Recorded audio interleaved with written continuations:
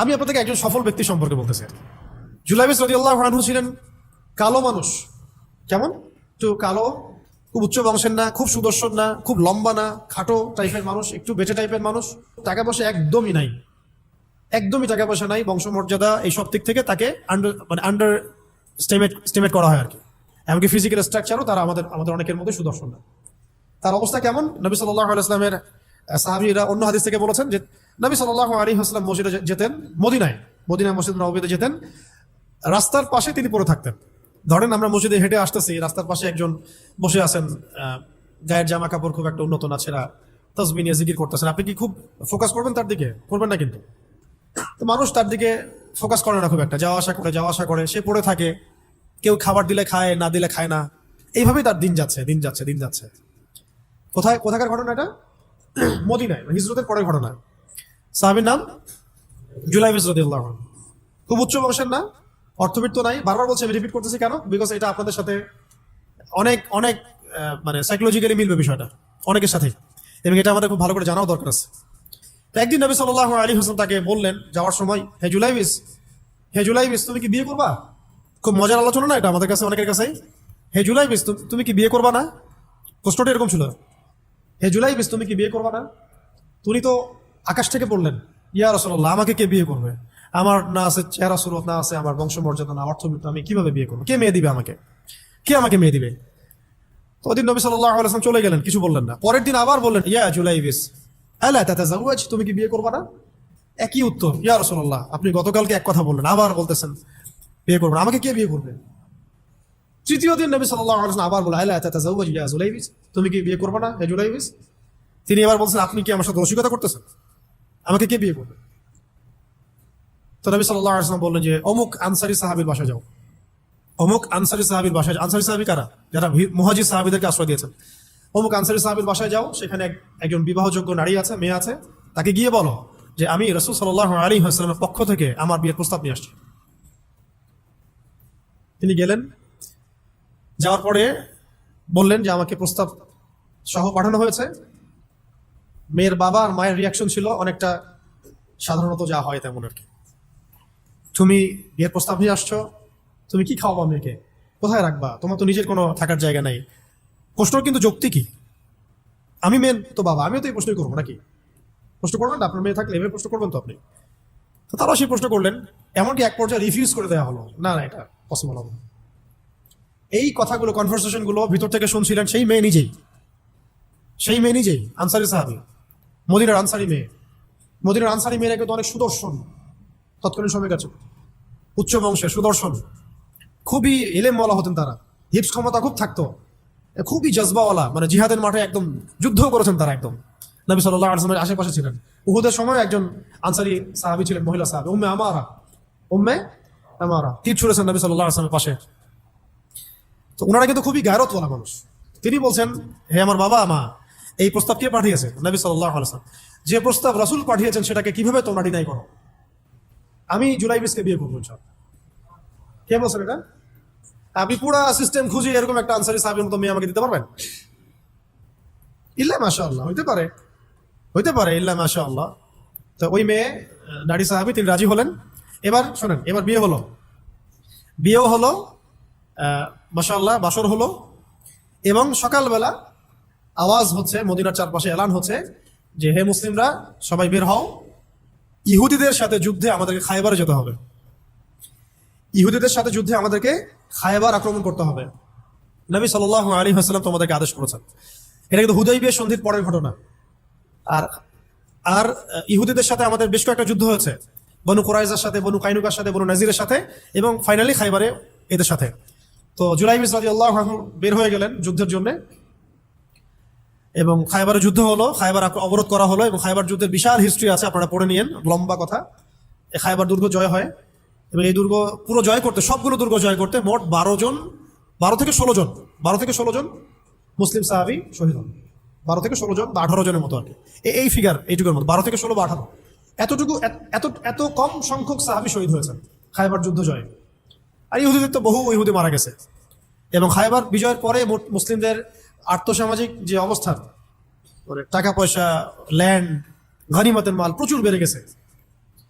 এখন নবী করিম সাল্লাল্লাহু আলাইহি ওয়াসাল্লাম শহীদদের লাশ তালাশ করছেন, কোথায় কোথায় শহীদরা আছে, তাদের মানে কবরস্থ করার প্রসেসিং হবে। উহুদ যুদ্ধও তো হয়েছে না, ওই রকমই প্রত্যেকটা যুদ্ধেই তো এটা হতো। তো লাশগুলো তালাশ করতে করতে করতে করতে করতে একটা কর্নারে গিয়ে তিনি দেখলেন সেখানে জুলাইবিস রাদিয়াল্লাহু আনহুর লাশ পড়ে আছে। কার? জুলাইবিস রাদিয়াল্লাহু আনহুর লাশ পড়ে আছে, যার ব্যাপারে আমি গল্পটা বলছি আর কি। এবং তার গায়ে অসংখ্য তরবারের দাগ, ক্ষতবিক্ষত অবস্থা, এবং তার আশেপাশে মোট 1 2 3 4 5 6 7 8 9 জন ইহুদির লাশ পড়ে আছে। ছোট সাহাবী, বলেছি আকৃতিতে ছোট, খুব উঁচু বংশের না, অর্থ সম্পদ কম, দেখতে সুন্দর না, গতকাল বিয়ে করেছেন, কেউ তাকে বিয়ে দিতে যাচ্ছিল না। তার এক পাশে কয়জন ইহুদির লাশ, তার পাশে 9 জন ইহুদির লাশ পড়ে আছে, মাঝখানে তার লাশ ক্ষতবিক্ষত অবস্থায়। এই অংশটুকু আপনারা পড়ে নিয়েন, পড়লে আরো ভালো ফিল করবেন, একা একা পড়লে আরো ভালো ফিল করবেন। নবী সাল্লাল্লাহু আলাইহি ওয়াসাল্লাম নিজে তার কাছে গেলেন, হাদিসের মধ্যে আসছে, সিরাতের কিতাবের মধ্যে আসছে, নবী সাল্লাল্লাহু আলাইহি ওয়াসাল্লাম নিজে তার কাছে গেলেন, যাওয়ার পরে তার যে মাথা, সেই মাথার পাশে নবী সাল্লাল্লাহু আলাইহি ওয়াসাল্লাম বসলেন। বসার পরে নিজের হাতে জুলাইবিস রাদিয়াল্লাহু আনহুর চেহারা থেকে এরকম করে ধুলাবালিগুলো সরান নবী সাল্লাল্লাহু আলাইহি ওয়াসাল্লাম। তার গা থেকে রক্তগুলো আমাদের নবী সাল্লাল্লাহু আলাইহি ওয়াসাল্লাম মুছলেন, আদর করলেন, চুলগুলো ঝাড়লেন। দৃশ্যটা চিন্তা করেন, তার চুলগুলো তিনি ঝাড়তেছেন, চেহারা থেকে রক্তগুলো মুছতেছেন। কে? নবী সাল্লাল্লাহু আলাইহি ওয়াসাল্লাম। তার চেহারা ধুলাবালিগুলো মুছতেছেন। নিজের এই পায়ের মধ্যে, উরুর মধ্যে তার মাথাটাকে নিয়ে এসে রাখলেন নবী সাল্লাল্লাহু আলাইহি ওয়াসাল্লাম। রাখার পর এইভাবে আদর করতেছেন। আর এরপর উপরের দিকে তাকালেন, তার জন্য তো দোয়া করলেন, উপরের দিকে তাকালেন, তাকে চোখ নামাই নিলেন। সাহাবায়ে কেরাম তো আশেপাশে আছেন অনেকেই, বললেন যে ইয়া রাসূলুল্লাহ, আপনি এমনটা কেন করলেন, চোখ নামাই নিলেন কেন? তখন তিনি বললেন যে আমি দেখলাম যে জান্নাতের হুরদের মধ্যে অসংখ্য হুর ছুটে আসতেছে, কে জুলাইবিসকে আগে বরণ করবে তার জন্য। তিনি নিজে কাঁদলেন, জুলাইবিসের জন্য নিজে কাঁদলেন, নিজের হাতে তাকে এইভাবে উঠালেন। তিনি ছোট মানুষ ছিলেন।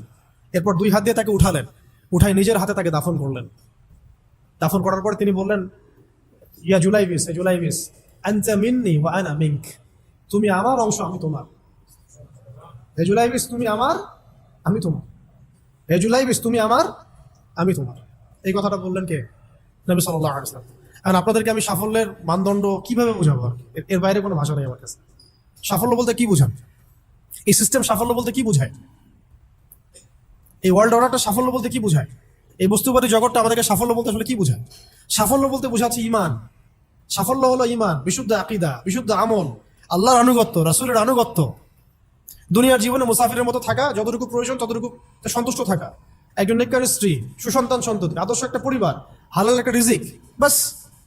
ইসলামের জন্য দাওয়াত, তাবলীগ, মেহনত, দিন প্রতিষ্ঠার চেষ্টা, প্রয়োজনে জিহাদ, প্রয়োজনে শাহাদাত। আর কি আছে সাফল্য বলতে? এরকম সাহাবী একজন নয়, কিন্তু এক একজন সাহাবী সম্পর্কে এক একটা করে কথা বলা যাবে। হানজালা রাদিয়াল্লাহু আনহুর নাম শুনছেন? হানজালা রাদিয়াল্লাহু আনহু, তিনিও বিয়ে করেছেন একদিন, তার পরের দিন সকালে উহুদের যুদ্ধে গিয়েছেন। 70টা আঘাত সহ্য করেছেন, বলা হচ্ছে কিতাবের মধ্যে 70-80টা আঘাত তার দেহে ছিল। শহীদ হয়েছেন। উহুদ যুদ্ধে যখন সাহাবীদেরকে দাফন করা হচ্ছে, তখন তিনি নবী সাল্লাল্লাহু আলাইহি ওয়াসাল্লাম দেখলেন হানজালা রাদিয়াল্লাহু আনহুর লাশটা ভেসে আছে, বাতাসে ভেসে আছে, এবং লাশ থেকে পানি ঝরতেছে। সাহাবীরা জিজ্ঞাসা করলেন, ইয়া রাসূলুল্লাহ, এটা কেমন, এটা কিভাবে হচ্ছে? তখন নবীজি বললেন যে হানজালা গত রাতে বিয়ে করেছে, গোসল করার সময় পায় নাই, সে সকালবেলা চলে আসে যুদ্ধের মাঠে, ফেরেশতারা তাকে গোসল দিচ্ছে, এটার পানি পড়ছে, আমরা দেখতে পাচ্ছি। সাফল্যের সংজ্ঞা আসলে কি? আল্লাহ পাক আমাদেরকে আসলে দুনিয়ার হাকিকত বোঝার তৌফিক দান করেন। কিছু আইডিওলজি আছে যেটা আপনার ভিতর চলে আসলে বাকি সব ঠিক হয়ে যাবে।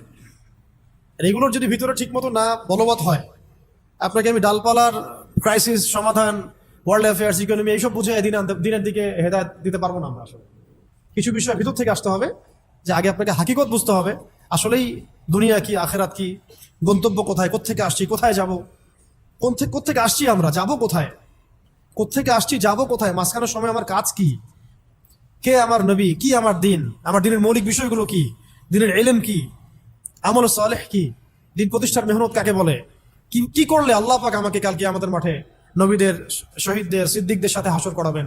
এটা হলো সাফল্যের মূল কথা। এর মানে এই না যে দুনিয়াতে আমরা কিছুই করব না, ব্যবসা করব না, আমরা চাকরি বাকরি করব না, আমরা মানে মুআমালাত মুআশারাত করব না, বিষয়টা তো এমন নয়। কিন্তু কথা হচ্ছে আমাদের মূল উদ্দেশ্যটা কি হবে। স্ত্রী সন্তান তো আমাদেরও আছে, কেন আপনি তাদের ভরণ পোষণ দিবেন, কেন কেন তাদেরকে আপনি বড় করবেন সুন্দর করে? বিকজ তারা আপনার জন্য রিজিকের অংশ, তারা আপনার সদকা জারিয়া, তাদের উপর আপনার হক আছে, আমার উপর তাদের হক আছে। যার যার হক আমি কেন আদায় করবো? আল্লাহর সন্তুষ্টির জন্য। আল্লাহর সন্তুষ্টি অর্জনের জন্য সব কাজ করা, রাসূলের তরিকায় সব কাজ করা এবং হালাল খেয়ে কাজ করা, এগুলো আমাদের সবাইকে যত দ্রুত সম্ভব এগুলো ঠিক করে ফেলতে হবে। অলরেডি আমরা 15 বছর নষ্ট করে ফেলছি। এখন থেকে যদি স্টার্ট করে আপনি আরো 10 বছর পড়াশোনা করেন এবং দিনের জন্য কাজ করতে থাকেন, 10 বছর পরে আপনি নিজেই ফিল করবেন যে যদি কাশ আমি আরো 10 বছর আগে থেকে শুরু করতাম। প্রত্যেক সেই ব্যক্তি যে স্টার্ট করেছে, হিদায়াত পেয়েছে, সে ফিল করেছে যে কাশ এই কাজটা আমি আরো 10 বছর আগে করতাম। কারণ কিয়ামতের মাঠে কেউ যদি 70 জন নবীর সমানও নেকি নিয়ে ওঠে, সেও মনে করবে ওই দিন আমার কোনো নেকিই নাই, আমি কিছুই করি নাই। দিনটি এতটাই ভয়াবহ হবে, ওটা নিয়ে আমরা ইনশাল্লাহ পরে একদিন কথা বলবো। এখন আজকে লাস্ট অংশে যে আজকের জন্য যতটুকু ওটা বলছি, যে আল্লাহ রাব্বুল আলামিন আমাদেরকে মানে একেবারে তো 1000 বছর হায়াত দিয়ে পাঠান নাই দুনিয়াতে। এই কারণে এই উম্মতের উপরে আল্লাহ রাব্বুল আলামিনের অনেক বড় রহমত আছে, দয়া আছে। কিছু কিছু আকর্ষণ আল্লাহ পাক দিয়ে আমরা খুব সহজেই বেশি নেকি হাসিল করতে পারি। তার মধ্যে যেমন রমজান মাস, লাইলাতুল কদর ইত্যাদি। ঠিক এরকমই রমাদান মাসের পরে সবচেয়ে মর্যাদাপূর্ণ যে মাসটা আল্লাহ রাব্বুল আলামিন আমাদেরকে দিয়েছেন সেটা হলো এই মুহররম। এই মুহররম যেটা আমরা এখন অতিবাহিত করছি, এই মাসটাকে আল্লাহ পাক বলেছেন যে এটা হচ্ছে আল্লাহর মাস। এটা কার মাস? তার বাকি মাসগুলো কি আল্লাহর নয়? অবশ্যই। এটা বোঝানো হচ্ছে এটা আল্লাহ পাকের কাছে অনেক বেশি মর্যাদা মণ্ডিত, সম্মানিত। রক্তিম আকাশ থাকে দেখবেন এই মাসের মধ্যে, রক্তিম আকাশ থাকে, গধূলিটা অনেক রক্তিম হয়। তো এগুলোর আধ্যাত্মিক ইন্টারপ্রিটেশন আমি যাচ্ছি না, কারণ আমাদের এই ওয়ার্ল্ড আধ্যাত্মিক বিষয় অতটা বুঝে না। এখন মূল কথাটা হচ্ছে এই মাসটা আল্লাহর মাস। নবী সাল্লাল্লাহু আলাইহি ওয়াসাল্লাম বলছেন এই মাসে একটা দিন আছে। প্রত্যেকটা হাদিস এবং আয়াতগুলো এখানে কোট করা আছে, পরে কেউ চাইলে আমার কাছে আমি পিডিএফ দিতে পারবো। সময় শর্ট, আমি একটু শর্ট করে বলছি। এই মাসে একটা দিন আছে, এই মাসে একটা দিন আছে যেই দিনে আল্লাহ রাব্বুল আলামিন একটা পুরা জনগোষ্ঠীর তওবা কবুল করেছেন, এবং আগামীতেও বহু জনগোষ্ঠীর তওবা আল্লাহ পাক কবুল করবেন। এই মাসে একটা দিন আছে। এবং একজন সাহাবী জিজ্ঞাসা করছেন, ইয়া রাসূলুল্লাহ, রমাদান মাসের পরে আমি কোন মাসে বেশি রোজা রাখবো? নবীজি বলছেন মুহররম সাল্লাল্লাহু আলাইহি ওয়াসাল্লাম। কোন মাসে? মুহররমে তোমরা বেশি বেশি সাওম রাখো। তো পেলাম এই মাসটা আল্লাহর মাস, এই মাসটা অনেক মর্যাদাপূর্ণ। এই মাসে একটা দিন আছে যে দিনে আল্লাহ পাক তওবা কবুল করেছেন পুরো একটা জনগোষ্ঠীর, ভবিষ্যতেও করবেন ইনশাআল্লাহ। এই দিনটা কোন দিন? অন্য হাদিসে পাওয়া যাচ্ছে এই দিনটা হচ্ছে ইয়ামুল আশুরা, 10ম দিন, যেটা আজকে আমরা অতিবাহিত করলাম। এবং আমরা মাশাআল্লাহ সবাই রোজা রেখেছি আলহামদুলিল্লাহ। এবং নবীজি বলেছেন এই রোজার ফজিলত হিসেবে আমি আল্লাহর কাছে আশা করি যে বিগত 1 বছরের গুনাহ মাফ কাফারা হয়ে যাবে। বিগত 1 বছরে যত গুনাহ হয়েছে ইনশাআল্লাহ এগুলো মাফ হয়ে যাবে। কবিরা করার জন্য তওবা শর্ত, এটা আলাদা আলাদা আলোচনা। তাহলে এই মাসে আমরা এখন পর্যন্ত যারা রোজা রাখি নাই আরো রোজা রাখবো। যারা আশুরা রেখেছি তো মাশাআল্লাহ হয়ে গেছে, আর যারা 2টা রাখতে চান 9-10 রেখেছেন মাশাআল্লাহ, যদি না রেখে থাকেন তাহলে কালকে রাখবেন ইনশাআল্লাহ, তাহলে 10-11 হয়ে যাবে। তো চেষ্টা করবো এই মাসে বেশি বেশি রোজা রাখা, ঠিক আছে ইনশাআল্লাহ। আরেকটা কাজ হলো এই মাসে বেশি বেশি তওবা করা, বেশি বেশি তওবা করা। আমার কিন্তু উদ্দেশ্য ফজিলত বলা নয়, আমার একটা উদ্দেশ্য আছে এই মাসটা নিয়ে কথা বলার। আজকে ওই অংশটুকু বলে আজকে শেষ করবো ইনশাআল্লাহ, একটু ধৈর্য ধরেন। তো সাহাবায়ে কেরাম তাদের ছোট ছোট বাচ্চাদেরকে পর্যন্ত এই মাসে রোজা রাখাতেন, ছোট ছোট বাচ্চাদেরকে রোজা রাখাতেন যে তোমরা সারাদিন রোজা রাখো, খেলনা দিতেন, খেলতে দিতেন, এই কালচারে তারা অভ্যস্ত করতেন। আজকেও মদিনায় গেলে আপনি দেখবেন রমজান মাসে বাচ্চারা রোজা রাখতেছে, নবমীতে খেলছে, ওখানে ইফতার করতেছে, কি চমৎকার পরিবেশ। তো এই কালচারটা আমাদের মধ্যেও যেন আসে, একজন রাখবো আরেকজনকে রাখাবো, একসাথে ইফতার অ্যারেঞ্জ করবো, একসাথে সাহারি করবো, ভালো হবে ইনশাআল্লাহ। তো ওই যে কওমের তওবা আল্লাহ পাক কবুল করেছেন এই মাসে, সেই কওমের নাম হলো বনু ইসরাইল। কি নাম? বনু ইসরাইল। বনু ইসরাইল কাদেরকে বলে? ইব্রাহিম আলাইহিস সালামের 2 সন্তান। কয় সন্তান? এক সন্তানের নাম ইসমাইল আলাইহিস সালাম, যিনি থাকেন মক্কায়। কোথায়? ওই যে মক্কায় রেখে আসা হলো। এই ইসমাইল আলাইহিস সালামের বংশে আছে একজন ব্যক্তি, তার নাম আদনান। হ্যাঁ, তারপরে এখানেই আরো অনেকগুলো গোত্র আস্তে আস্তে এসেছে, বনু হাশিম, বনু মাখজুম, বনু তাই, বনু আদি, অনেক গোত্র। এই গোত্রগুলোর মধ্যে বনু হাশিম গোত্রে সর্বশেষ নবী মুহাম্মদ রাসূলুল্লাহ সাল্লাল্লাহু আলাইহি ওয়াসাল্লাম। তার মানে নবী সাল্লাল্লাহু আলাইহি ওয়াসাল্লাম ছিলেন বনু ইসমাঈলের অন্তর্ভুক্ত, বনু ইসমাঈলের অন্তর্ভুক্ত। আরেকজন সন্তান ইব্রাহিম আলাইহিস সালাম, তার নাম ইসহাক আলাইহিস সালাম। তিনি থাকেন শামে। শাম মানে শুধু সিরিয়া না, শাম মানে ফিলিস্তিন, লেবানন, জর্ডান, সিরিয়া সব একসাথে শাম আর কি। ওইখানে থাকেন ইসহাক আলাইহিস সালাম। তার সন্তানের নাম হলো ইয়াকুব আলাইহিস সালাম, যার ওই যে 12 সন্তান, একজন ইউসুফ